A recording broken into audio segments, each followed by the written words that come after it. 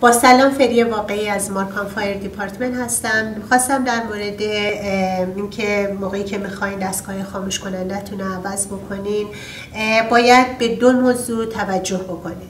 موضوع اول نوع این دستگاه هستش که باید A, B, C باشه. باید حتما توجه بکنین که این ستا رو روی این دستگاه ببینید. A منظور اینه که اگر آتش سوزی با پلاستیک، کاغذ یا چوب بشه این دستگاه بتونه خاموشش بکنه.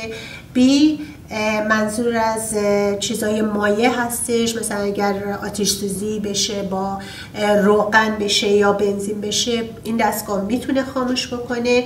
و C منظور از چیزای برقی هست، اگر آتش سوزی بشه با پریز برق یا چیزای برقی این دستگاه بتونه خاموشش بکنه.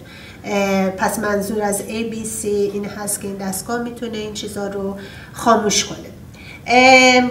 موضوع دوم هستش که سایز این دستگاه هست. سایزش حتما باید 2A 10BC باشه و میتونید این دستگاه از هوم دیپو یا لوز یا جاهایی که چیزای خونگی هستش دارن تهیه بکنین که این کارو بکنن.